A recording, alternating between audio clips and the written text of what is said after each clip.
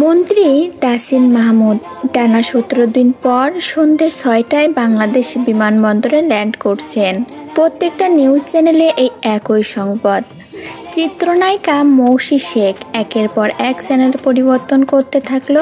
হিন্দি চ্যানেলগুলো বাদে প্রায় সব চ্যানেলগুলোতেই এই একটাই নিউজ। মৌসি বিরক্তি নিয়ে টিভিটাই অফ করে রাখলো।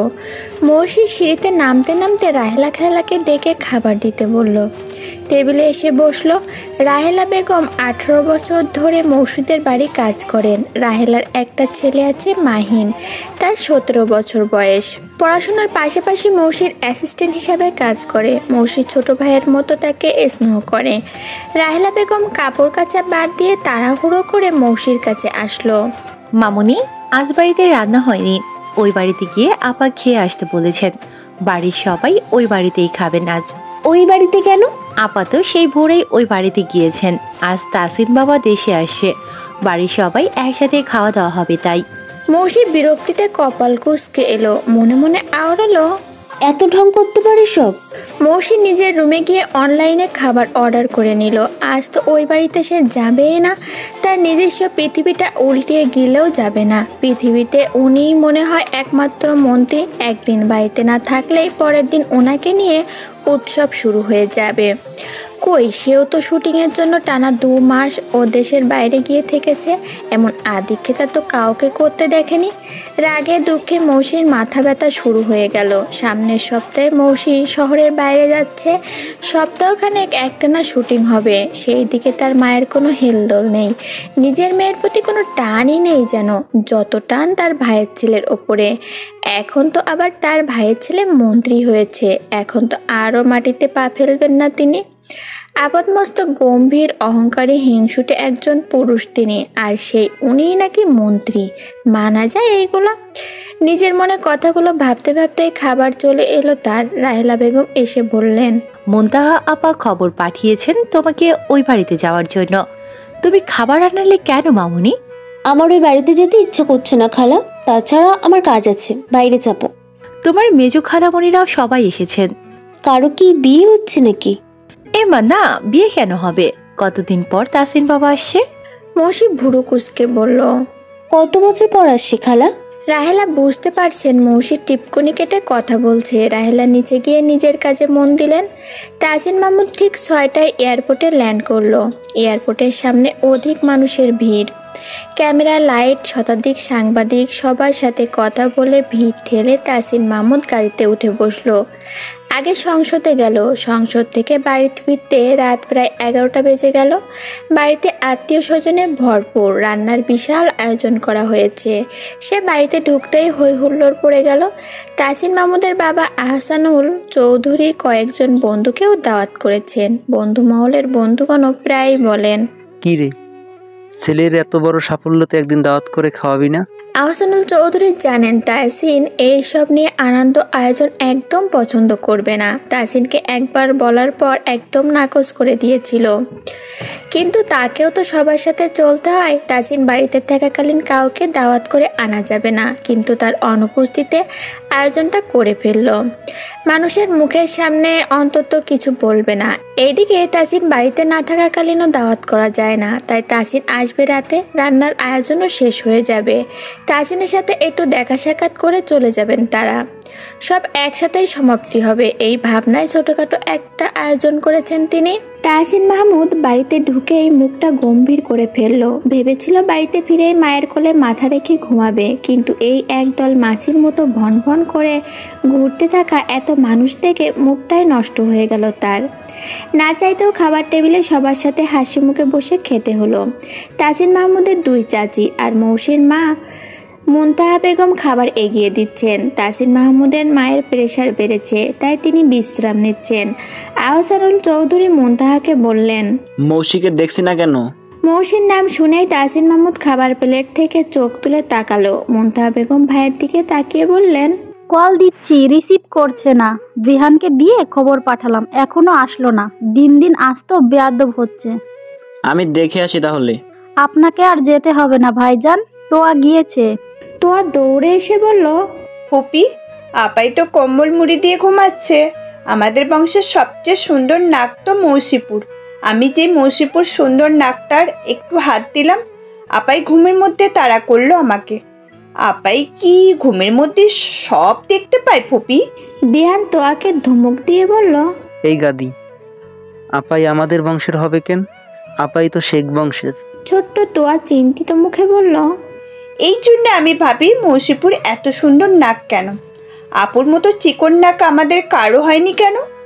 আমি এতদিন ভাবতাম আপাই ম্যাজিক করে এত সুন্দর করে বাঁশির মতো চিকন নাক করেছে নায়িকা হওয়ার জন্য। বাসি কি বুঝিস তুই? হ্যাঁ, আম্মু তো বলে আমি বড় হলে আমারও মৌসিপুর মতো সুন্দর সরু বাঁশির মতো চিকন নাক হবে, আর নাকের আগায় মৌসিপুর মতো সুন্দর তিলটাও হবে। বিহান হো হো করে হেসে বলল।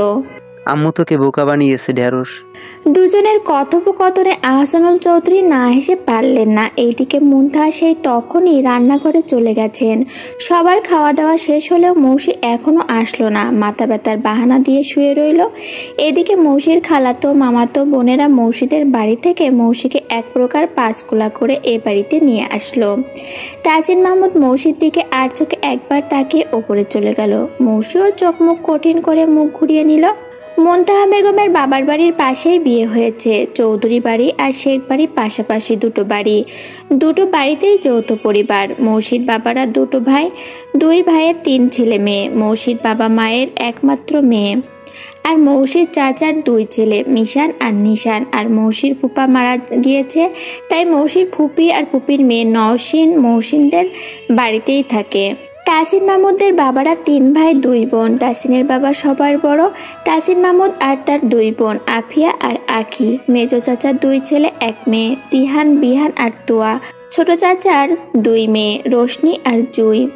যৌথ পরিবারের সবার খুব ভালো বন্ডিং। কাজিন মহলের মধ্যেও সবার খুব ভালো সম্পর্ক।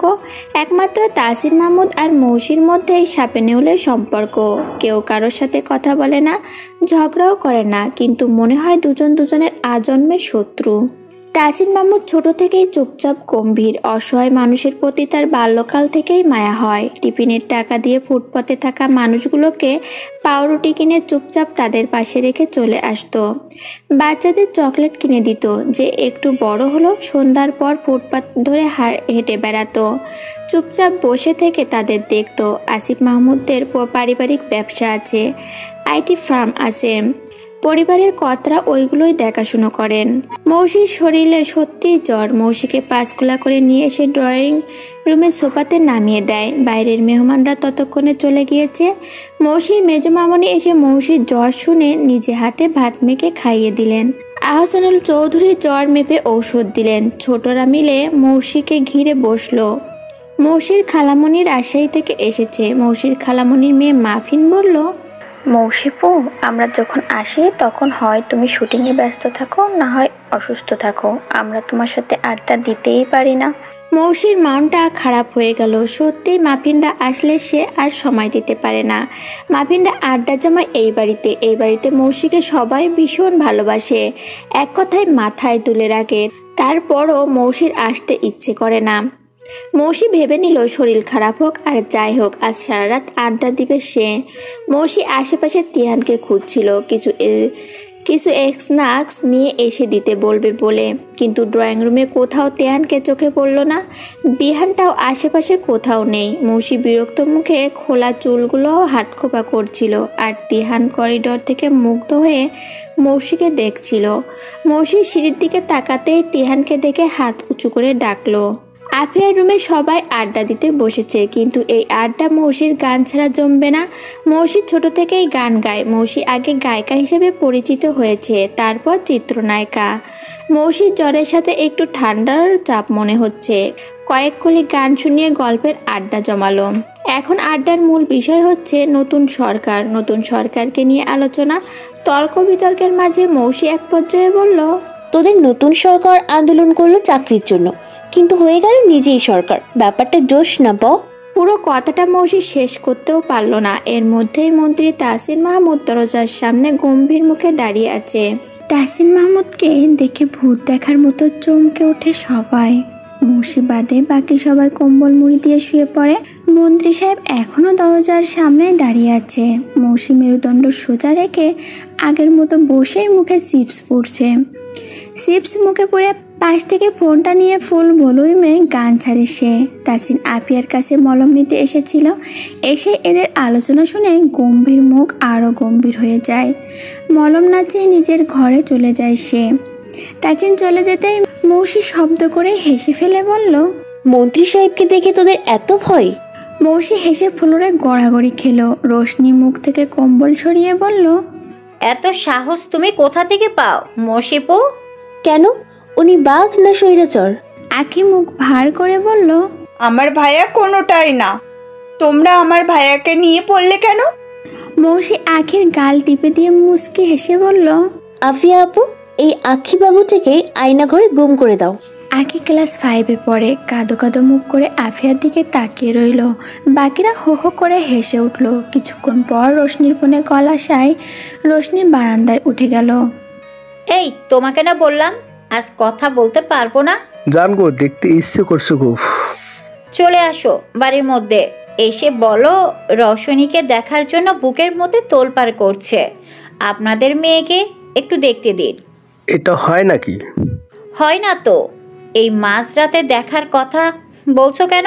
ও জানগো, বলো। চলো না বিয়ে করি। কাজে নিয়ে চলে আসো। এখন আসবো? হ্যাঁ, এখনই আসো। এসে বিয়ে করে নিয়ে কোলের উপর বসিয়ে রাখো। এই রাত করে কিভাবে সম্ভব? তোমার জন্য বেনারসি কিনতে হবে তো। যে সময়টায় বেনারসি কিনতে পারবা তখন বলবা জান চলো বিয়ে করি। তার আগে যদি তোমার মুখ থেকে যখন তখন এই কথাটা বের হয়, খুন করে ফেলবো একদম। জান, রেগে যাচ্ছ কেন? এভাবে জ্বালাচ্ছ কেন? আজ সবাই একটু এক জায়গায় হয়েছি।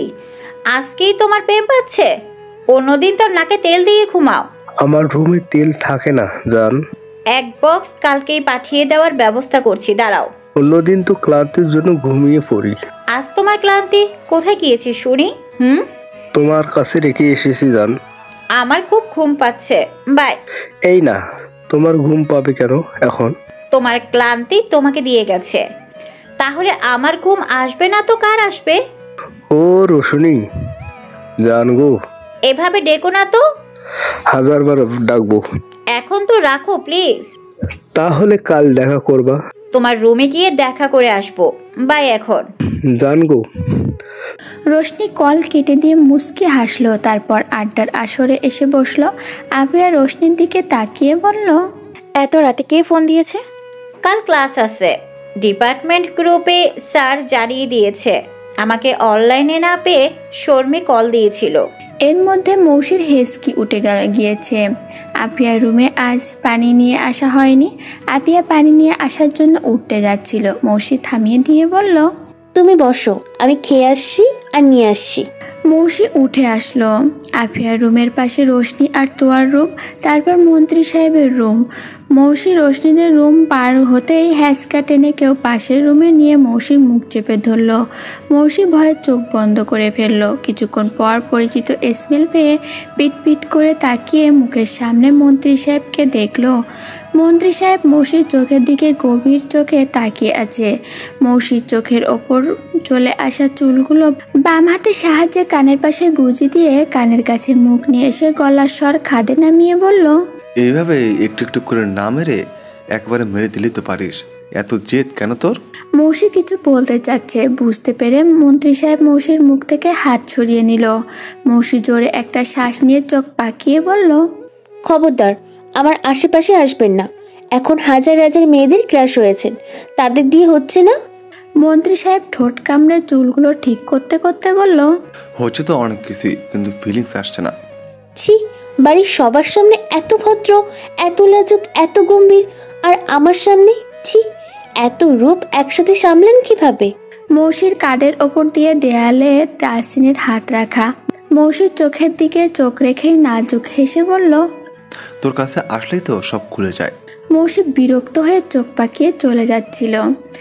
মন্ত্রী সাহেব মৌসির হাত টেনে বুকের কাছে নিয়ে আসলো। মৌসির চোখে মুখে বিরক্তির আর অন্যদিকে বুকের মধ্যে অস্থিরতা। এই দুই মিশ্রণে বয়ে চলা স্রোত যে নিতে পারে না। মৌসি হাত ছাড়িয়ে নেওয়ার বৃথা চেষ্টা চালাচ্ছে। তাসিন সেভাবেই দাঁড়িয়ে আছে। এক পর্যায়ে মৌসি রাগ করে বলল, হাতটা খাটের উপরে নিয়ে গিয়ে ধরে রাখুন, ততক্ষণ অন্তত আমি ঘুমাই। মন্ত্রী সাহেব সিরিয়াস মুখভঙ্গি করে বলল, বিয়ের আগেই তুই আমার সাথে আমার খাটে ঘুমোতে চাস? একটু লজ্জা করলো না তোর?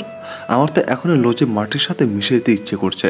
মৌসির চোখ বড় বড় করে তাকালো। মৌসি অবাক হয়ে যাচ্ছে। দেশবাসীর কাছে এত ভদ্র একটা ছেলে, সে মনে মনে এত বড় অসভ্য কিভাবে হয়? কিরে, আমার সাথেই ঘুমাবি?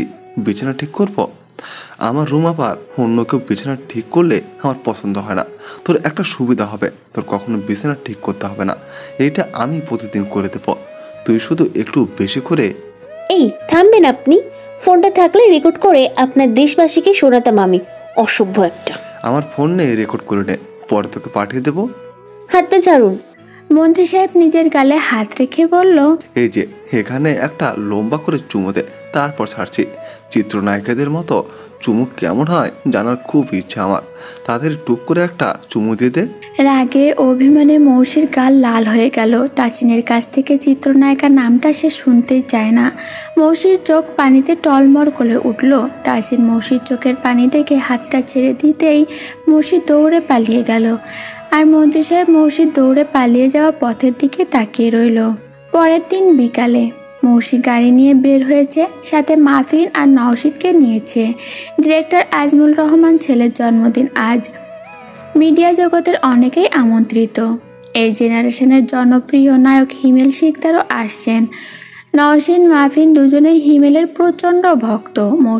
মৌসির পরপর 3টা মুভি হিমেলের সাথে, সময় মিলাতে না পারায় এই দুই অন্ধভক্তকে দেখা করিয়ে দিতে পারেনি সে। মৌসির বাড়িতে বেশ কয়েকবার হিমেল এসেছে, কিন্তু কোনো না কোনো সমস্যার জন্য নওশিন আর মাহফিনের সাথে দেখা করানো হয়নি। নওশিন মায়ের সঙ্গে গ্রামের বাড়িতে গিয়েছে বা মাহফিনের পরীক্ষা চলছে। এই মুহূর্তে হিমেলের সময় হয়েছে, এইভাবে দেখা হয়নি। বাড়ির অন্যান্য সদস্যগুলোর সাথে বেশ কয়েকবার সাক্ষাৎ হয়েছে। আজ নওশিন আর মাহফিন এক প্রকার চমকে দেবে বলেই দুজনকে নিয়ে এসেছে মৌসি। হিমেল শিকদার সহ মিডিয়া জগতের আরও নায়ক নায়িকাদের সাথে মৌসি দেখা করিয়ে দিল। হিমেল শিকদারকে দেখার পর মাহফিন একটু হলেই জ্ঞান হারাতো। নওশিন পাশ থেকে মাহফিনের হাতটা শক্ত করে ধরে আছে। মৌসি ইয়াশ কালারের জামদানি শাড়ি পরেছে। যে কোনো অনুষ্ঠানে মৌসি বেশিরভাগ সময় শাড়ি পরে। হিমেল শিকদার অনুষ্ঠান শেষ হওয়ার পরেও নওশিন ও মাহফিনকে অনেকটা সময় দিল। মৌসিরা বাড়ি ফেরার সময় বুঝতে পারল ডিরেক্টরের বাড়ির সামনে থেকেই বাইকে করে 2টো ছেলে তাদের পিছু নিয়েছে। এমনকি মৌসির গাড়ির পেছনে ছেলে 2টো আসছে। মৌসি মোড় ঘোরারও ছেলে 2টো মোড় ঘোরাচ্ছে। মৌসির ইচ্ছে ছিল 3 জনে আজ ঘুরবে, কিন্তু এমন বিপদ সংকেত বুঝেও ঘুরে বেড়ানোটা বোকামি হবে বলে বাড়ি চলে আসলো। মৌসির সামনের সপ্তাহে শহরের বাইরে যাওয়ার কথা ছিল, কিন্তু আবহাওয়াজনিত কারণে কাল ভোরেই যেতে হবে। কিছুক্ষণ আগে শুটিং সেট থেকে ডিরেক্টর আজমুল কল করেছিলেন। মৌসিকে লাগেজ গোছাতে দেখে মুনতাহা বেগম বললেন, 1 সপ্তাহ আগে লাগেজ প্যাক করছো কেন? আমাকে কাল ভোরে যেতে হবে আম্মু। আমাকে বলনি তো? আমি মিনিট 10 আগে কল পেলাম। তুমি তো ওই বাড়িতে ছিলে। তোমার নিজের মেয়ের বেলায় কোনো কিছু জানার সময় থাকে না তো। সব সময় তোমার ভাইপো মন্ত্রী বলে স্লোগান দাও, যাও। মুনতাহা বেগম বুঝতে পারছেন মেয়ে তার ভীষণ অভিমান করে বসে আছে। মুনতাহা এগিয়ে গিয়ে মেয়েকে পাশে বসিয়ে নিয়ে বুকে টেনে বললেন, আমার মেয়েটা দিন দিন এমন হিংসুটে কেন হয়ে যাচ্ছে? আমার মেয়ের সঙ্গে যে আমি সব জায়গায় ছুটে বেড়াই, এমনকি দেশের বাইরে গিয়েও মেয়েকে পাহারা দিই। যতদিন মেয়ের সুর থাকে ততদিন ছায়ার মতো কাজ ঘেঁষে থাকি। সেটা কি আমার মেয়ে দেখে না? তখনও কি আমার ভাইপো আমার আঁচলের ছায়ায় থাকে, না আমার মেয়ে থাকে? তারপরও তুমি তোমার ভাইয়ের ছেলেকেই বেশি ভালোবাসো। 2 জনকেই বাসি। যে কোনো একজনকে বাসতে হবে, 2 জনকে বাসা যাবে না। কি একটা কাজ দেখো, এত বড় গায়িকা আবার হিংসেও করে। মৌসি মায়ের কথায় হেসে ফেলল। মুনতাহা নিজের রুমে গিয়ে লাগেজ গুছিয়ে নেয়। মৌসির বাবা কানাডায় আছেন। মৌসিরা সবাই কানাডায় যাতায়াত করে। মুন্তা একটানা বাড়ির সবাইকে এবং ভাইদের ছেড়ে ওখানে থাকতে পারেন না, তাই বেশিরভাগ সময় দেশে থাকেন। এদিকে নিশার এক বক্স চকলেট নিয়ে এসে ড্রয়িং রুমে নওশিনের হাতে দিয়েছে। নওশিন চকলেটগুলো নিয়ে ওপরে মৌসির রুমে চলে যায়। চকলেট খেতে খেতে নওশিন মৌসিকে লাগেজ গোছাতে সাহায্য করছিল। এক পর্যায়ে গল্পের মধ্যে নওশিন বলল, তাসিন ভাইয়াকে যা লাগে না, মেয়েরা তো সব ফিদা। মৌসি ভুরু কুচকে বলল, তুইও ফিদা নাকি? নওশিন লাগেজে পারফিউম রাখতে রাখতে বলল, আমাকে কি তোমার ছেলে মনে হয়? মৌসি একটা টি শার্ট ভাঁজ করছিল। নওশিনের কথার উত্তরে বলল, তা মনে হবে কেন? তাহলে সব মেয়েরা ফিদা হলে আমি কেন হব না? ও আচ্ছা, অশুভদের কাতারে তুইও আছিস তাহলে? নওশিন মুখে চকলেট পুড়ে বলল, অসভ্য কেন? ওই লোক যে অসভ্য, তার ফ্যানগুলো তো আরো বেশি অসভ্য। কি যে বলো তুমি! তাসিন ভাইয়া যখন গম্ভীর হয়ে রেগে গিয়ে কথা বলে, তাসিন ভাইয়ের চোয়ালের দিকে তাকিয়ে মনে হয় চকলেটের মতো খেয়ে ফেলি। শুধু কি মন্ত্রী সাহেবের চোয়াল খেয়ে ফেলতে ইচ্ছা হয়? তার টামাটি ঠোঁটটা চকলেট ভেবে খেতে ইচ্ছা হয় না তোদের? নওশিন বোকার মতো মৌসির দিকে চেয়ে রইল। মৌসি কি রাগ করলো না মজা নিল বোঝা গেল না। মধ্যরাত থেকে ঝড় বৃষ্টি শুরু হয়েছে। মৌসির বৃষ্টির মধ্যে একটা শ্যুট আছে, এখন টানা কয়দিন বৃষ্টি হবে। ডিরেক্টর সাহেব গতকাল রাতেই যশোর রওনা দিয়েছেন। আগে থেকে স্পট ঠিক করা আছে। মৌসিদের ভোরের ফ্লাইটে যাওয়ার কথা, কিন্তু মাঝরাত থেকেই ঝড় বৃষ্টি শুরু। ভোরের দিকে মিশনের এয়ারপোর্টে পৌঁছে দেওয়ার কথা ছিল, কিন্তু মিশানের হঠাৎ করে প্রচণ্ড জ্বর। মুনতাহা ভোরে উঠে তাসিনকে কল দিয়ে মিশানের জ্বরের কথা জানান এবং তাদের এয়ারপোর্টে পৌঁছে দিয়ে আসতে বলেন। এদিকে মৌসি তিহানকে কল দিয়ে এয়ারপোর্টে পৌঁছে দেওয়ার জন্য বাড়ি থেকে বের হয়ে আসতে বলে। মৌসি রেডি হয়ে বাইরে এসে দেখে তাসিন গাড়ির সামনে দাঁড়িয়ে আছে। এই এত ভোরে তাসিনকে দাঁড়িয়ে থাকতে দেখে মৌসি মায়ের দিকে তাকায়। মুনতাহা মৌসির তাকানো উপেক্ষা করে গাড়িতে উঠে বসেন। ততক্ষণে বাড়ির মধ্য থেকে তিহানও বের হয়েছে, সাথে সাথে আহসানুল চৌধুরীও আছেন। তিহান তাসিনকে দেখে ভাইয়ের দিকে এগিয়ে আসে। ভাইয়া তুমি যাচ্ছ? মন্ত্রী সাহেব নিচু কণ্ঠে বলল। হ্যাঁ। আহসানুল চৌধুরীর সামনে মৌসি একটা কথাও বলতে পারল না। মামার কাছ থেকে বিদায় নিয়ে মায়ের পাশে গিয়ে বসলো। তাসিনের গাড়ি গেট থেকে বের হতেই আহসানুল চৌধুরী হাত উঁচু করে বললেন, আমাকেও নিয়ে চল, মৌসি মামুনিকে রেখে আসি। তাসিন হালকা হেসে দরজা খুলে দিল। অন্ধকার ঠেলে গাড়ি ছুটছে। ঝড় থেমেছে আধা ঘন্টা হতে চলল। গুড়ি গুড়ি বৃষ্টি হচ্ছে এখন। মৌসি অল্প একটু কাজ নামাতেই বৃষ্টির ঝাপটা এসে চোখে মুখে পড়ল। মুনতাহা জানালা আটকে দিতে বললেন। তাসিন চুপচাপ ড্রাইভ করছে। আহসানুল চৌধুরী মৌসির সাথে খোঁজ গল্প করছেন। ভাবছি একদিন তোদের শুটিং সেটে যাব। কবে আসবা বলো? ঢাকার মধ্যে শুট হলে জানাবি। আচ্ছা জানাবো মামা। তোর মামিদের নিয়ে যেতে হবে একদিন। তোর যত শুট সব ঢাকার বাইরে হয়, অফিস ফেলে যেতেও পারি না। সামনের মাসে পাহাড়ি এলাকায় আমার শুট আছে। সবাই একটা ফ্যামিলি ট্রিপের পরিকল্পনা করে ফেলো। দুটো কাজ একসাথে হবে, ট্যুর দেওয়া হবে, শুটিং সেটও দেখা হবে। সেই সময় তাসিন ফ্রি থাকলেই হয়। মৌসি তাসিনের দিকে বাঁকা করে তাকিয়ে বলল, একজন না গেলে কিচ্ছু হবে না মামা। একজনের জন্য সবার আনন্দ মাটি করা যাবে না। আর উনি তো দেশ বিদেশ একা একাই ঘুরে আসে, কাউকে কি সাথে নেয় না তো। তাই শুধু একজনের জন্য ট্যুর মিস দেওয়া যাবে না। মুনতাহা মৌসির দিকে তাকিয়ে চোখ রাঙালেন। মৌসি সেই দিকে ফিরেও তাকালো না। তাসিন লুকিং গ্লাস দিয়ে মৌসিকে আর চোখে দেখছে। কি শান্তশিষ্ট মায়া মায়া চোখ। নাকের ওপরের গাঢ় তিলটা আধো অন্ধকারের মধ্যেও মৌসির গায়ের রক্তের সাথে জল জল করছে। সিল্কি চুলগুলো উঁচু করে বাঁধা। মৌসি বেশ বুঝতে পারছে তাসিন তাকেই দেখছে। মুনতাহা পাশ থেকে বললেন, আমার বাবাকে ছাড়া কোনো ট্যুর হবে না। আমার বাবা সময় পেলে সবাইকে নিয়ে যাবে, তার আগে কোনো ট্যুর নয়। তুমি একজনের জন্য বাকিদের উপর অবিচার করছো, এটা মানা যায় না। তাসিন নিজ মনে ড্রাইভ করছে। কেউ দেখলে বুঝবে না তার শরীরের প্রতিটি নিউরন মৌসিকে পর্যবেক্ষণ করছে। মৌসির কথা বলার সাউন্ড, মৌসির প্রত্যেকটা কথা সে অনুধাবন করছে। এইদিকে তাকে দেখলে মনে হবে দেশের চিন্তায় সে বিমোহিত। এখন পাশে কি হচ্ছে তা নিয়ে তার ভাবনা নেই। পরের দিন সকালে তাসিন নামাজ পড়ে বাইরে হাঁটতে বের হলো। বের হওয়ার আগে স্কুল জীবনের বন্ধু তন্ময়কে কল করে বের হতে বলল। কিছু সময় হাঁটার পর ফুটপাতের এক প্রান্তে এসে দাঁড়ালো। ফুটপাতে সারি সারি মানুষ ঘুমিয়ে আছে। কয়েকটা ছোট বাচ্চা ঘুম থেকে উঠে চুপচাপ বসে আছে।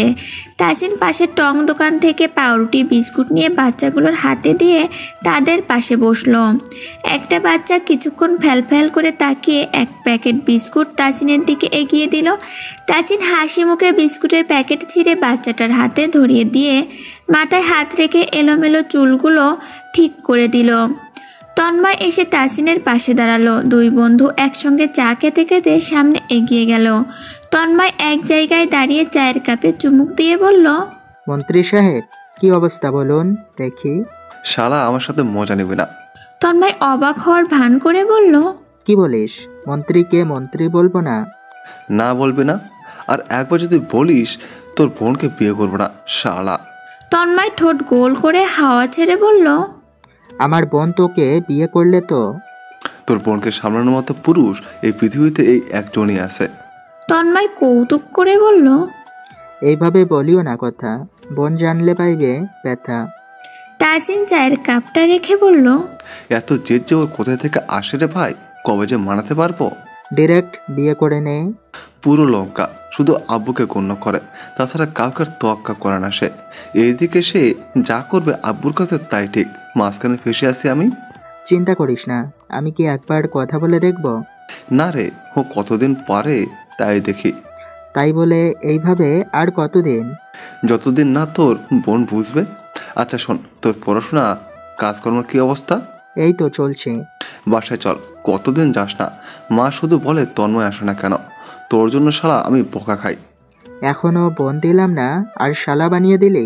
তোর বোনকে তো আজ হোক বা কাল পাবই। তাসিন তন্ময়কে নিয়ে বাড়িতে ঢুকলো। তাসিনের মা তাহমিনা বেগম তন্ময়কে দেখে ভীষণ খুশি হলেন। বাড়ির সবাই তন্ময়কে খুবই আদর করেন। ছোট থেকেই তন্ময়ের এই বাড়িতে যাওয়া আসা। তাসিনের দুই চাচি তন্ময়কে দেখে ড্রয়িং রুমে এসে দাঁড়ালো। আমাদের তো ভুলেই গেছো তন্ময়। মেজমা, তোমাদের ভুলে যেতে হলে আমার স্মৃতিশক্তি হারাতে হবে। তাসিনের মেজমা হেসে বললেন, তোমার কথা সাজানোই থাকে, ভুলে না গেলে মেজমাদের দেখতে আসতে।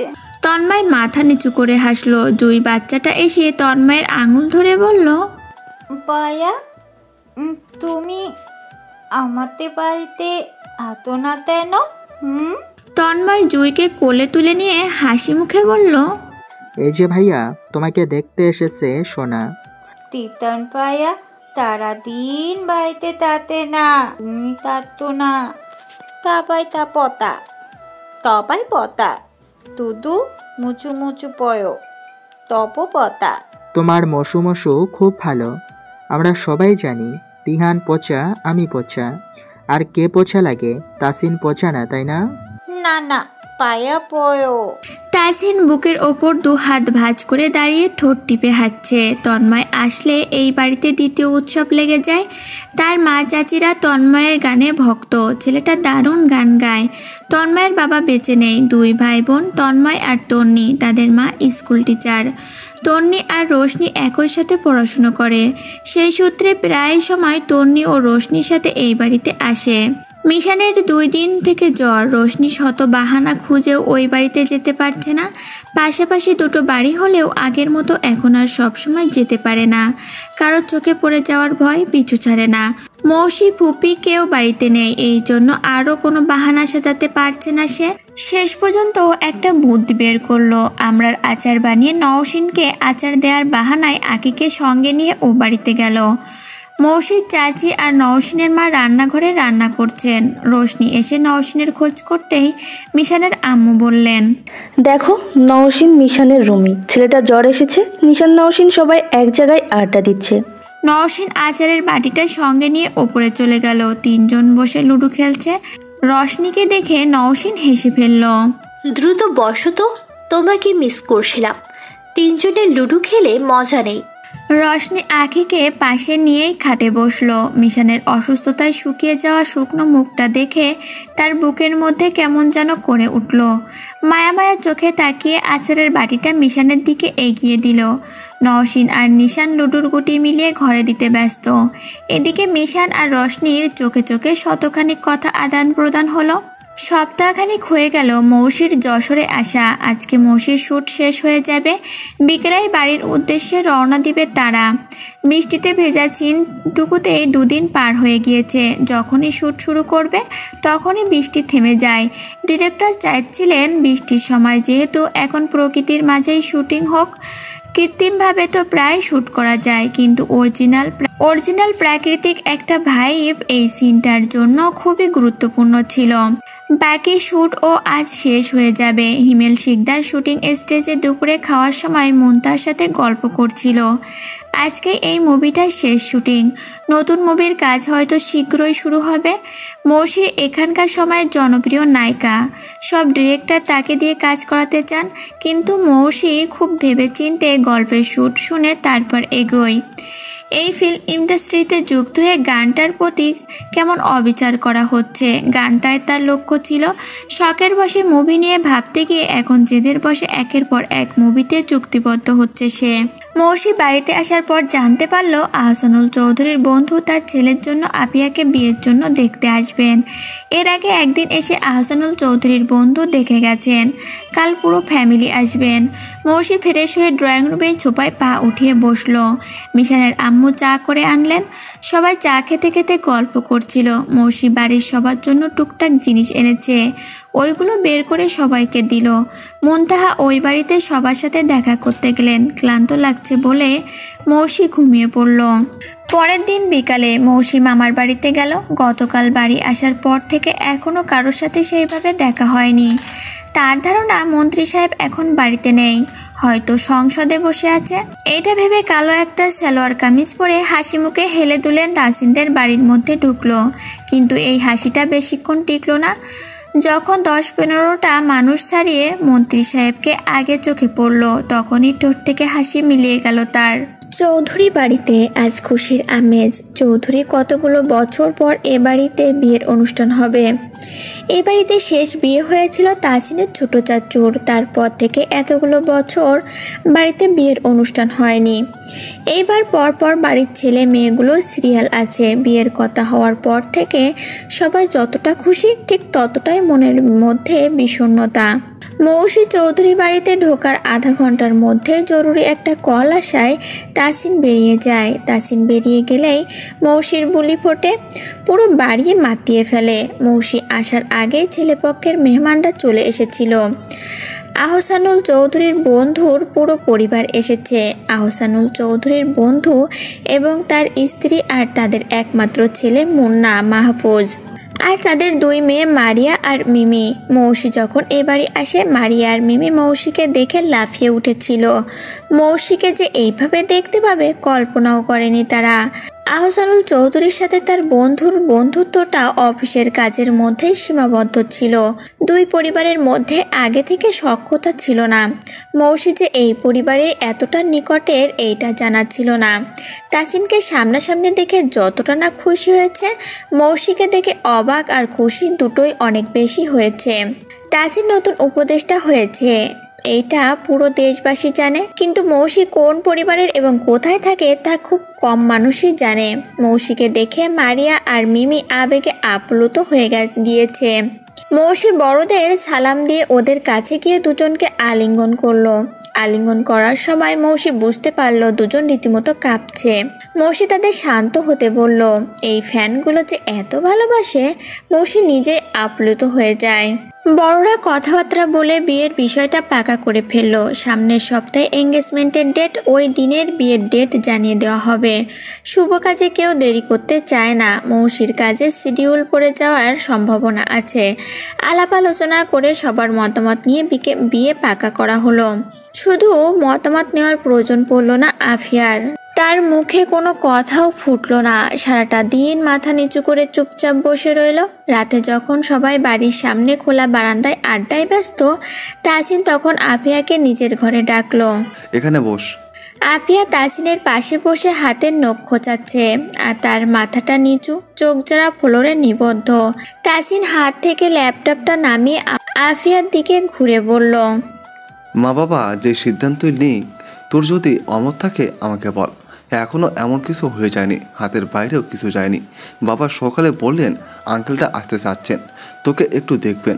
তাড়াহুড়ো করে বাইরে চলে যাওয়াতে বাবাকে বলেছিলাম আচ্ছা আসো, আমি দুপুরের মধ্যে চলে আসবো। দুপুরে জরুরি কল আসায় বেড়ে যেতে হয়েছে। এর মধ্যে বাবা চাচুরা এঙ্গেজমেন্টের ডেটও ঠিক করে ফেললেন। বাবা যা করেছেন ভেবেই করেছেন জানি। তারপরও তোর কোনো পছন্দ বা অমত থাকলে আমাকে বল, আমি বাবা চাচুদের সাথে কথা বলবো। আফিয়া দম বন্ধ হয়ে আসা নিঃশ্বাসটা নিজের সর্বস্ব দিয়ে আটকে রাখলো। এই দম বন্ধ হওয়া কান্না আটকানো তপ্ত দীর্ঘশ্বাস যে কাউকে শোনাতে চায় না। মাথা নিচু করে ঠোঁট কামড়ে কান্না আটকিয়ে কোনো রকমে বলল, না ভাইয়া, তেমন কিছু নেই। তাসিন একটা স্বস্তির নিঃশ্বাস নিল। এমন হঠাৎ করে বিয়ের কথাবার্তা এতদূর এগিয়ে নেওয়াতে চিন্তায় পড়ে গিয়েছিল সে। রশনির প্রেম বিষয়ক ব্যাপারটা অনেক আগে থেকেই তাসিন জানে, কিন্তু এখন পর্যন্ত আফিয়ার বিষয়ে এমন কিছু দেখেনি। খুব শান্তশিষ্ট চাপা স্বভাবের মেয়েটা নিজেকে কাউকে বুঝতে দেয় না।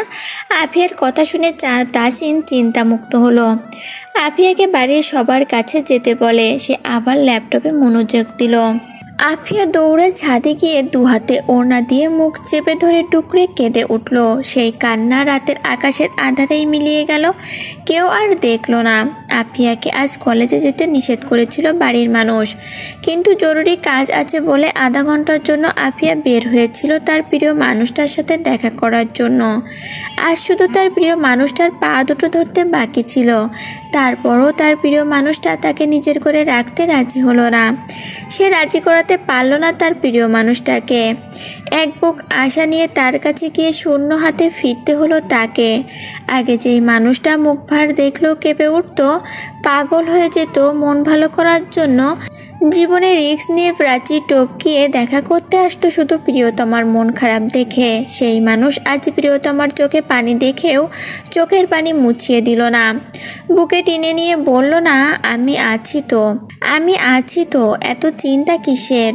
সেই মানুষটা নির্লিপ্ত ভাব ধরে বসে রইল। আফিয়া তার ভালোবাসাকে বোঝাতেই পারল না। তাকে ছাড়া যে তার পুরো পৃথিবীটাই এলোমেলো। আফিয়া সিঁড়িঘরে কারোর পায়ের শব্দ পেয়ে সিঁড়ির ঘরের দরজার আড়ালে দাঁড়িয়ে চোখ মুছে নিল। রোশনির কথা শোনা যাচ্ছে। আফিয়া রোশনি বলতে ডাকতে যাবে, তখনই একটা পুরুষ কণ্ঠস্বর কানে আসলো। তোমাদের সিঁড়ি ঘরের দরজা খোলা থাকে নাকি? না তো, দাঁড়াও, কথা বলো না, কেউ আছে কিনা আগে দেখে। রোশনি সন্ধিয়ান চোখে পুরো ছাদটা পরখ করে নিল, শুধুমাত্র দরজার আড়ালটা বাদে। না তো, কেউ নেই, হয়তো কেউ এসে খুলে রেখে চলে গিয়েছে। মিশান রোশনির হাতটা হ্যাঁচকা টেনে কোমর জড়িয়ে বুকের কাছে টেনে নিয়ে আসলো। জান গো। রোশনি কাঁপা কাঁপা গলায় বলল, বলো। একটা গুড নিউজ আর একটা ব্যাড নিউজ আছে, কোনটা আগে শুনবা বলো? মা, গুড নিউজটা আগে বলো। গুড নিউজটার যদি অনেক বেশি খুশি হয়ে যায় তাহলে আজ রাতে আর ব্যাড নিউজটা শুনবো না। মিশান নিজের আরেক হাত দিয়ে রোশনির এক হাত শক্ত করে ধরে বলল, বলবো? তাড়াতাড়ি বলো, বেশি সময় থাকতে পারবো না। মিশান রোশনির চোখের দিকে গভীরভাবে তাকিয়ে বলল, ভিসা পেয়েছি গেছি। রোশনির আনন্দে চিৎকার করতে ইচ্ছে করলো। নিজের বাড়ির ছাদ না হলে এতক্ষণে আনন্দে লাফিয়ে উঠত। মিশানকে দুহাতে শক্ত করে জড়িয়ে ধরে অভিনন্দন জানিয়ে কিছুক্ষণ চুপচাপ জড়িয়ে ধরে দাঁড়িয়ে রইল। কিছু সময় কাটার পর মিশান বুঝতে পারল রোশনি ফুপিয়ে কান্না করছে। রোশনির আর মুখ ফুটে জিজ্ঞাসা করতে হলো না ব্যাড নিউজটা কি। সে নিজেই বুঝে নিয়েছে ব্যাড নিউজটা হলো তার মিশানকে না দেখে দিনের পর দিন পার করে দিতে হবে। একটু খুনসুটি করার সুযোগের অপেক্ষা আর করতে হবে না। ওই বাড়িতে যাওয়ার বাহানাও আর খুঁজতে হবে না। মিশান রোশনিকে জড়িয়ে ধরে সিঁড়ির ঘরের বাম পাশটায় নিয়ে গেল। এতক্ষণ সিঁড়ির ঘরের দরজার পাশেই দাঁড়িয়েছিল। যে কেউ চলে আসলে মুখোমুখি পড়ে যেতে হবে। মিশান ওই পাশটা যেতেই আফিয়া টানা এক শ্বাস নিল। মিশান আর রোশনির বিষয়ে কাজিন মহলের কেউ জানে না। জানলে কাজিনদের মধ্যে আর কারো জানতে বাকি থাকতো না। অন্য সময় হলে হয়তো আফিয়া মজা নিত, মৌসিদের জানাতো, কিন্তু আজ তারই বুক ভেঙে চৌচির। সে আর কাকে আনন্দের কথা বলে হাসি মজা করবে? ধীর পায়ে খুব সতর্কতার সাথে ছাদ থেকে নেমে আসলো সে। নিজের ঘরে এসে বাথরুমে ঢুকে চোখে মুখে পানি দিল। এত বড় পৃথিবী, এত বড় বাড়ি, কিন্তু তার একটু কান্না করার জায়গারও বড্ড অভাব। মৌসি জুইকে কোলে নিয়ে আফিয়ার ঘরে আসলো। আপু, তোমাকে কখন থেকে খুঁজছি, বাড়ির সবাই তোমাকে ডাকছে। রোশনি কোথায়? আফিয়ার হঠাৎ করে রোশনির কথা মনে পড়লো। মৌসিকে উদ্দেশ্য করে বলল, রোশনির ঘরে গিয়ে দেখেছ? না আপু, ডেকে নিচ্ছি। আমরা নিচে যাই, চলো। রোশনিকে মেসেজ করছে। আফিয়া মেসেজ না দিয়ে একেবারে কল দিয়ে বলল, আমরা সবাই খোলা বারান্দায় বসে আছি, ঘর থেকে তাড়াতাড়ি বারান্দায় আসো। আফিয়া আগে কথা বলতে বলতে সামনে হাঁটছিল। মৌসির অবচেতন মন না চাইতেও তাসিনের ঘরের দিকে উকি দিতে মন চাইলো। বিবেক বোঝার আগেই আবেগে পড়ে তাসিনের ঘরে উকি দিয়েও ফেললো। মন্ত্রী সাহেবের তীক্ষ্ণ দৃষ্টি মৌসির দিকে না তাকিয়েই বলল, এই ঘরটা তোর জন্য খোলা, এখানে উকি দিয়ে আর কিছু নেই। সোজা ঘরে ঢুকে যা ইচ্ছে করতে পারিস। ঘরের সাথে আমি ফিরে আসি, আমার সাথেও চাইলে। মৌসি বুঝে উঠতে পারে না কি জিনিস এইটা। চোখ তুলে না দেখেও বুঝে নেয় কে উকি দিচ্ছে, আবার তাকে নিয়ে যা খুশি বলেও দেয়, মুখে কিছু আটকায়ও না। ছি! মৌসি, আফিয়া, আখি, রোশনি, তুয়া, বিহান, তিহান, নিশান, আফিয়ার ছোট চাচি সবাই বারান্দায় চাদর বিছিয়ে বসেছে। রোশনি মিশানকে বাড়ি পাঠিয়ে দিয়েছে। জুই মৌসির কোলের ওপরে ঘুমিয়ে গিয়েছে। গল্প গুজবের মাঝে তিহান বলল, অনেকদিন মৌসির গান শোনা হয় না, আজ একটা গান শুনি, কি বলো সবাই? একসাথে সবাই হৈ হৈ করে উঠল। মানে হলো মৌসিকে এখন গান গাইতেই হবে। এইদিকে তার মনটা ভালো নেই, সবাই গানও শুনতে চাচ্ছে। কিছুক্ষণ সময় নিয়ে চোখ বন্ধ করে একটা গান ধরল। ঘুম চলে যাই তোমার চোখে বেড়াতে, পারি না তাকে কোনোভাবে ফেরাতে। ঘুম চলে যাই তোমার চোখে বেড়াতে, পারি না তাকে কোনোভাবে ফেরাতে। আমার মন মার মনের পাড়ায় বোকাশোকা হয়ে আড়ালে আবডালে দাঁড়ায়। তোমাকে ছোঁয়ার নেই তো আমার সাধ্য, দেখতে পাওয়া সে তো বড় ভাগ্য। মনটা অবাধ্য হচ্ছে প্রায়শ, কষ্টের বোঝা বেড়ে যাচ্ছে ক্রমশ। ঘুম চলে যাই তোমার চোখে বেড়াতে, পারি না তাকে কোনোভাবে ফেরাতে। তোমাকে ছোঁয়ার নেই তো আমার সাধ্য,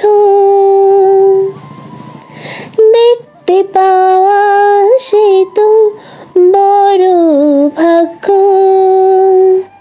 মনটা অবাধ্য হচ্ছে প্রায়শ, কষ্টের বোঝা বেড়ে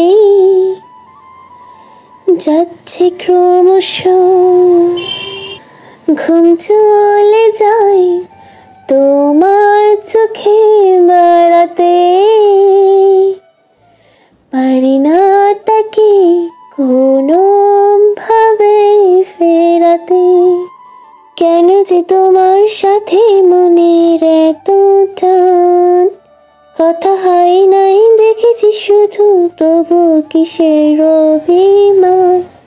কেন যে তোমার সাথে মনের এত টান, কথা হয় নাই দেখেছি শুধু, তবু কিসের অভিমান। তোমাকে ছোঁয়ার নেই তো আমার সাধ্য, দেখতে পাওয়া সে তো বড় ভাগ্য। তাসিন মাহমুদ বুকের সাথে দুহাত ভাঁজ করে দেয়ালের সাথে হেলান দিয়ে দাঁড়িয়ে আছে। মৌসি চোখ বন্ধ করে গান গাইছে। তাসিন এই সুরের প্রেমেই 6 বছর আগে পড়েছিল। এখনো সুরের মানুষটাকে মানানোতে ব্যস্ত সে। এই মেয়েটার দিকে তাকালেই মন্ত্রী সাহেবের পৃথিবী এলোমেলো হয়ে যায়। এত ছোঁয়ার চেষ্টা তারপরও বারংবার বৃথা যায়। মৌসি যেমন আবেগ ঢেলে গানটা গাইল। এই গানের সুরের সাথে আসরে বসে থাকা অর্ধেক মানুষের মনে মন খারাপের স্রোত বয়ে গেল। মৌসি গানটা শেষ করে চোখ বন্ধ করে কিছুক্ষণ বসে রইল। নিস্তব্ধতা বুঝতে পেরে মৌসির মনটা খারাপ হয়ে গেল। নিজের মন খারাপের সাথে তাল মিলিয়ে এমন একটা গান গেয়েছে সে, যেটাই সবার মন ভালো করার জায়গায় আরও খারাপ করে দিয়েছে। এইটা ভেবেই মৌসির মনটা আরও খারাপ হয়ে গেল। কিন্তু মৌসি এইটা বুঝলো না, এই গানটা বলে শুধু মন খারাপ করেনি, আরও গভীরভাবে শোকাহত করেছে। এর মধ্যেই মৌসির মাথায় একটা দুষ্টু বুদ্ধি এলো। শুরু করে দিল দুষ্টুমিতে ভরা আরও একটা গান। বরিশালের লঞ্চে ওইটা লইব কেবিন রুম, বন্ধুরে মোর বুকে লইয়া দিব একটা ঘুম, ঠাইসা দিব একটা ঘুম। আমার হাতে মোবাইল ফোন, বন্ধুর হাতে ক্যামেরা, জিজ্ঞাস করলে উত্তর দেব সাংবাদিক আমরা। আদর করে আমার বলবে পিয়ারি হেতু, বন্ধুরে মোর বুকে লইয়া দেব একটা ঘুম। লাইনটা বলতে গিয়ে মৌসি হেসে গড়াগড়ি খেলো। এতক্ষণ সবাই হাসি চেপে রেখেছিল। মৌসিকে হাসতে দেখে সবাই হো করে হেসে উঠল। হাসতে হাসতে সবার বুকে পিঠে খিল লাগার অবস্থা। তাসিনেরও নিজের হাসি সামলাতে না পেরে চলে গিয়েছে। এই মেয়েটা পারেও। এই সময় জনপ্রিয় গায়িকা লুবনা মির্জার সাক্ষাৎকার নিচ্ছেন টকশোয়ের মাসাদ খান। হাসি ঠাট্টার এক পর্যায়ে মাসাদ খান বললেন, তো লুবনা মির্জার বিয়ের দাওয়াত পাচ্ছি কবে আমরা? লুবনা মির্জা চমৎকার হেসে বলল, সময় হলে পাবেন। লুবনা মির্জা দর্শকরা জানতে চায় সেই শুভক্ষণ কতদিনে? সঠিক বলতে পারছি না। পাত্র কি ঠিক আছেন? এইটা অবশ্য আমার দাদু বলতে পারবেন। মাসাদ খান হেসে বললেন, নেক্সট টাইম আপনার দাদুকে আনবেন প্লিজ। লুবনা আবারও চমৎকার একটা হাসি দিয়ে বলল, অবশ্যই। লুবনা মির্জার কি আর দেশের বাইরে যাওয়ার ইচ্ছে আছে? আপাতত না। মিস লুবনা মির্জা, দর্শকদের আপনার পছন্দের একটা গান শোনান। দর্শকেরা আপনার গানের অপেক্ষায় আছেন। লুবনা মির্জা খালি গলায় একটা গান গেয়ে শোনালো। দিনক্ষণ ভুলে যায় তোমারই অপেক্ষায়, তুমি আসছো বলে আমি নিজেকে সাজাই, আমি নিজেকে সাজাই। তুমি আসবে বলে তবুও এলে না, তুমি এলে না। তুমি নিজেকে গোটাও, আমি তোমাতে রাঙাই, ভুল ভেবে ভুলগুলো বারে বারে সাজাই। নিজেকে ভুলে শুধু তোমাকে মানাই, শুধু তোমাকে মানাই। তবুও এলে না, তুমি এলে না। লুবনা মির্জা টিভির পর্দায় গানটা শেষ করতেই তাসিনের আম্মু তাহমিনা চৌধুরী মুখে শাড়ির আঁচল চেপে ধরে গুমড়ে কেঁদে উঠলেন। লুবনার টক শো দেখেই আফিয়া তার আম্মুকে ডাকলো। তখনই লুবনাকে টিভির পর্দায় দেখে তাহমিনা তখনই কেঁদে আঁচল ভেজায়। লুবনা আজ তার দাদুর কথা বলাতেই তাহমিনা আরও কান্নায় ভেঙে পড়লেন। 32 বছর আগে তাহমিনা চৌধুরী এক কাপড়ে মির্জা বাড়ি থেকে বেরিয়ে এসেছিলেন। সেই দিনটা এখনও চোখে ভাসে তার। আহসানুল চৌধুরী বেকার তখন ছিলেন, পারিবারিক অবস্থাও ভালো ছিল না। একদিকে তাহমিনা চৌধুরীর বাবারা আদিকালের জমিদার, এখনও সেই ভাবমূর্তি বজায় রেখেছেন। তাহমিনা এক কাপড়ে আহসানুল চৌধুরীর হাত ধরে বাড়ি ছেড়েছিলেন। সেই সময়ে তাহমিনাকে সেদিনের পর থেকে কেউ আর খোঁজ নেয়নি। তাহমিনা চৌধুরীর সাহস করে আর মির্জা বাড়িতে যাওয়া হয়নি। আহসানুল চৌধুরী অনেক কয়বার নিয়ে যেতে চেয়েছেন, কিন্তু তাহমিনা চৌধুরী তার বাবার সামনে দাঁড়ানোর মতো মুখ রাখেননি। তাই আর কখনো মির্জা বাড়িতে যাওয়া হয়নি। লুবনা মির্জা তাহমিনা চৌধুরীর একমাত্র ভাইয়ের মেয়ে, যাকে কখনো ছুঁয়ে দেখতে পারেননি তিনি। তাই ভাইয়ের মেয়ে দাদুর ওপরে নির্ভরশীল। আর সে কি করেছিল, এইটা ভেবে ডুকরে কেঁদে উঠলেন তিনি। আহসানুল চৌধুরী বাড়িতেই ছিলেন। তাহমিনার কান্নার শব্দে তিনি নেমে আসলেন। এতক্ষণ আফিয়া কান্না থামানোর চেষ্টা করছিল, বাবাকে দেখে সরে দাঁড়ালো। তাহমিনা, কাঁদছো কেন? কি হয়েছে? মেজমা, ছোট মা, রোশনি, বিহান সবাই দাঁড়িয়ে আছে। আহসানুল চৌধুরী টিভির দিকে তাকিয়ে লুবনাকে দেখে আর বুঝতে বাকি রইলেন না কি হয়েছে। সবাইকে যার যার কাজে যেতে বলে। আহসানুল চৌধুরী বললেন, তোমাকে এইভাবে কান্না করতে দেখলে নিজেকে বড্ড অপরাধী লাগে তাহমিনা। এই অপরাধবোধ আমাকে ভিতর থেকে শেষ করে দেয়। তোমাকে এতবার বলি চলো ওই বাড়িতে যাই, তুমি রাজি হও না, আর এইভাবে কান্না করো। এই অপরাধের বোঝা কাঁধে নিয়ে কি মরণ হবে আমার? তাহমিনা চৌধুরী আতকে উঠলেন, কান্না ভেজা কণ্ঠে বললেন, অপরাধ করেছি আমি, অপরাধের বোঝা আমি বয়ে বেড়াবো, তুমি কিছু করনি। কান্না করে কিছু হবে বলো? তার চেয়ে বরং আফিয়ার বিয়ের উপলক্ষে আমরা ওই বাড়িতে যাই চলো। আমরা ভুল করেছি, কিন্তু কখনো ক্ষমা চাইতে যাইনি। অপরাধের ওপরে অপরাধ করে চলেছি এখনো। তুমি না করো না, এইটাই সময় দুই পরিবারের বন্ধন ঠিক করার। তাহমিনা চৌধুরী শাড়ির আঁচল দিয়ে চোখ মুছলেন। আজ এক কথায় রাজি হয়ে গেলেন এবং আনন্দে চোখজোড়া চিকচিক করে উঠল তার। আগামীকাল মির্জাবাড়িতে যাওয়ার সিদ্ধান্তও নিয়ে নিলেন। মাহিম, নিশান আর নওশিনকে সাথে নিয়ে শপিংয়ের উদ্দেশ্যে বের হয়েছে মৌসি। মৌসির হাতে এখন অফুরন্ত সময় আছে। হুট করে কখন ব্যস্ততা জেগে বসবে সে নিজেও জানে না। তাই এই ফ্রি সময়ে শপিং আর আফিয়ার জন্য গিফটগুলো কিনে রাখবে। অনেকটা সময় হাতে নিয়ে বের হয়েছে সে। সাদা সালোয়ার কামিজ পরেছে, ওড়নাটা মাথায় পেঁচানো, মুখে মাস্ক আর চোখে সানগ্লাস। পাবলিক প্লেসে মৌসি এখন আর স্বাচ্ছন্দ্যে চলাফেরা করতে পারে না। কেউ চিনে ফেললে এত পরিমাণ ভিড় হয়, সেই ভিড় ঠেলে বের হতে হলে আলু ভর্তা হবে নির্ঘাত। মৌসি সময় নিয়ে কেনাকাটা করলো। মাহিম, নিশান, নওশিনকেও তাদের পছন্দ মতো ড্রেস কিনে দিল। শপিং শেষে মৌসি বাইরে এসে দাঁড়ালো। মাহিম পার্কিং স্পট থেকে গাড়ি আনতে গিয়েছে। রাস্তার ধার ঘেঁষে একজন বৃদ্ধ লেবুর শরবত বিক্রি করছেন। আজ গরমও পড়েছে ভীষণ। শরবত দেখে মৌসি বৃদ্ধের দিকে এগিয়ে গেল। পেছন পেছন নিশান আর নওশিনও আছে। বৃদ্ধকে শরবত দিতে বলে মৌসি রাস্তার অপোজিটে তাকিয়ে দেখলো মাহিম আসছে কিনা। বৃদ্ধ শরবত বানিয়ে এগিয়ে দিল। মৌসি আগে নিশান আর নওশিনের হাতে দিয়ে নিজের গ্লাসটা হাতে নিল। মাস্ক অল্প একটু নিচের দিকে নামিয়ে শরবত মুখে দিয়েছে একটু। এর মধ্যেই আশেপাশে হইচই কানে আসতেই পাশে তাকিয়ে দেখে তার দিকেই ছুটে আসছে সবাই। মৌসি তাড়াহুড়ো করে মাস্ক পরে জায়গা থেকে সরে যাওয়ার আগেই একদল লোক এসে ঘিরে ধরল তাকে। নিশান আর নওশিন দুজন মৌসিকে আগলে দাঁড়িয়ে আছে। এই এতগুলো মানুষকে একটু দূরত্ব স্থানে দাঁড়াতে বলার মতো অবস্থায় নিশান আর নওশিন ছিল না। সেলফি নিবে ভালো কথা, কিন্তু তারা সেটা না করে হুড়োহুড়ি লাগিয়ে দিয়েছে। গা ঘেঁষে আসছে, যেন কোনো পকেটমার ধরেছে। মৌসির দম বন্ধ হওয়ার অবস্থা। মাহিম এসেও এতগুলো লোককে একা সরাতে পারল না। এত হইচই 2 মিনিটের মধ্যে মৌসির চারপাশ ব্লক হয়ে গিয়েছে। নিশানের দ্বারা সম্ভব নয় এই ভিড় ঠেলে মৌসিকে বের করে আনা। নওশিন মৌসিকে জাপটে ধরে আছে।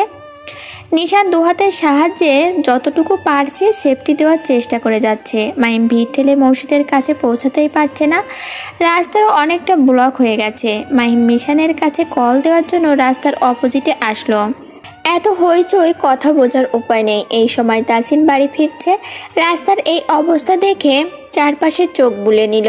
ড্রাইভারকে চলো যেতে বলে গাড়ির কাছ নামিয়ে সামনে সাইডে করে দাঁড়াতে বলল। এর মধ্যে তাসিন মাহিমকে দেখে হাত উঁচু করে ডাকলো।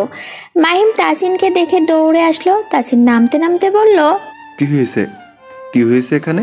ড্রাইভার মাহিমের আগেই বলল, স্যার, মৌসি আপামনি। মাহিম হড়বড় করে কিছু বলতে যাচ্ছিল, তার আগেই তাসিন পেছনে থাকা বডিগার্ডগুলোকে নিয়ে সামনে এগিয়ে গেল। 1 মিনিটের মধ্যে তাসিন মৌসির কাছাকাছি এসে পৌঁছালো। তাসিনের গলার স্বর শুনে মৌসি মাথা নিচু করে তাসিনকে দেখে। তাসিনের বুকে ঝাঁপিয়ে পড়ল। এইটুকু সময়ের মধ্যে কত যে খারাপ স্পর্শ পেয়েছে, এইটা শুধু সে আর তার সৃষ্টিকর্তা জানেন। মৌসি শুধু নওশিনকে নিয়ে ভয় হচ্ছিল, বুকটা কেঁপে উঠছিল। এখানে একই সাথে কিছু মানুষ আছে আর অধিকাংশ অমানুষের ভিড়। মৌসিকে ভিড় থেকে বের করে নিয়ে এসে গাড়িতে বসালো। মৌসি ঘেমে নিয়ে একাকার। এখনো তাসিনের হাতটা জাপটে ধরে আছে, বুকটা এখনো কাঁপছে। জনগণ তাসিনকে দেখে মৌসিকে রেখে তাসিনের ওপর ঝুঁকে আসছিল সেলফি নেওয়ার জন্য। বডিগার্ডের সঙ্গে কেউ পেরে উঠল না।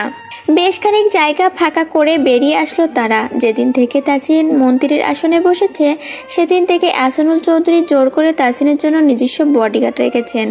তাসিন মৌসি আর নওশিকে নিজের গাড়িতে নিয়ে মাহিম আর নিশানকে মৌসির গাড়ি নিয়ে বাড়ি চলে যেতে বলল।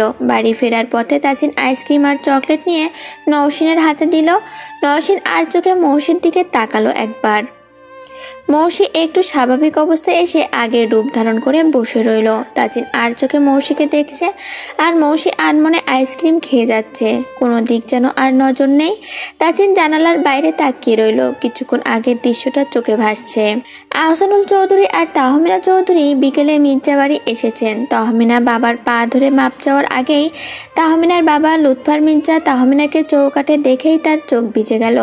কাপা কাপা হাতে তাহমিনার মাথায় হাত রেখে বাবা মেয়ে একসাথে কেঁদে উঠলেন।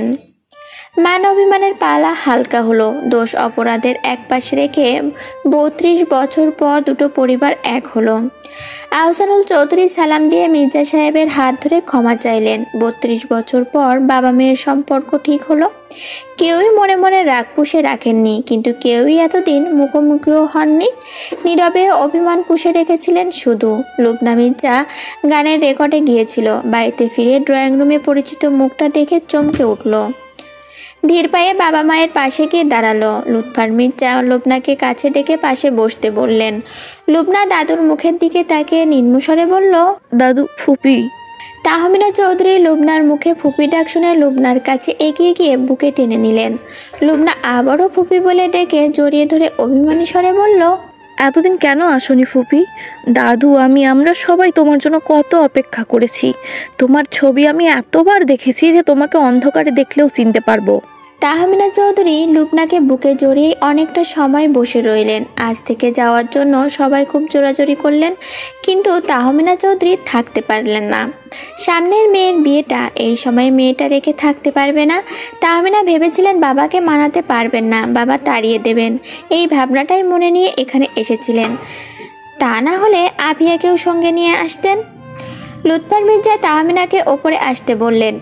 মেয়েকে নিয়ে তিনি ওপরের ঘরের বারান্দায় এসে দাঁড়ালেন। সাথে আহসানুল চৌধুরীকে ডেকে নিলেন।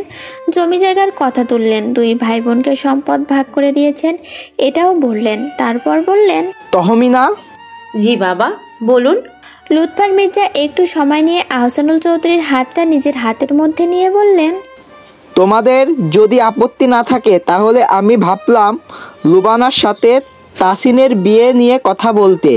আমি অনেক আগে থেকে ভেবেছি এই অসিলায় এই আবদার নিয়েই তোমাদের কাছে যেতাম আমি। আহসানুল চৌধুরী কিছু বলার আগেই তাহমিনা চৌধুরী বললেন, আপত্তি কেন থাকবে বাবা? আপনি যা বলবেন তাই হবে। তাসিনের কাছ থেকে জেনে আমাকে জানিও। আমার তাসিন খুব ভালো ছেলে বাবা, আর লুবনাও কত লক্ষ্মী। মেয়েটাকে আমার কাছে আজীবন রাখতে পারবো। আহসানুল চৌধুরী হ্যাঁ হু কিছুই দিলেন না। তাহমিনা বললেন, বাবা, আপনারা তো আফিয়ার বিয়েতে যাচ্ছেনই, তখনই সবাই সামনাসামনি বসে ডেট ঠিক করে ফেলবো। তার আগে তাসিনকে জানিয়ে রেখো। আচ্ছা বাবা।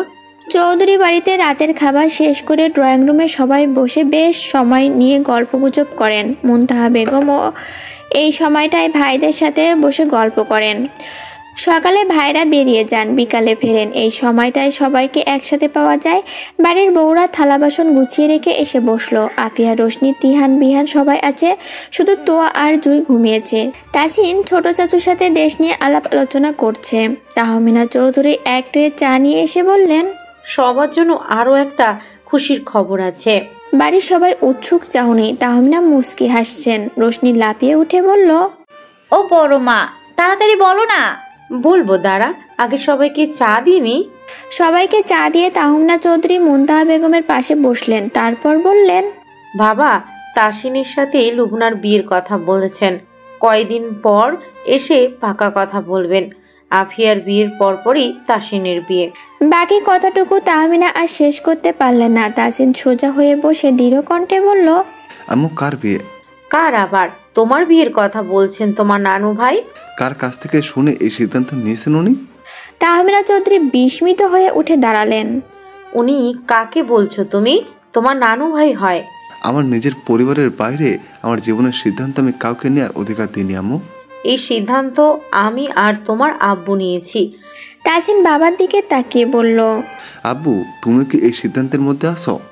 আহসানুল চৌধুরী বউ আর ছেলে শান্ত যুদ্ধের ময়দানে বলির পাঠা হয়ে দাঁড়িয়ে রইলেন। এই মুহূর্তে কি বলবেন বুঝতে পারলেন না, কোন দিকে কথা বললে পরিবেশ শান্ত করা যাবে এটাও বুঝে উঠতে পারলেন না তিনি।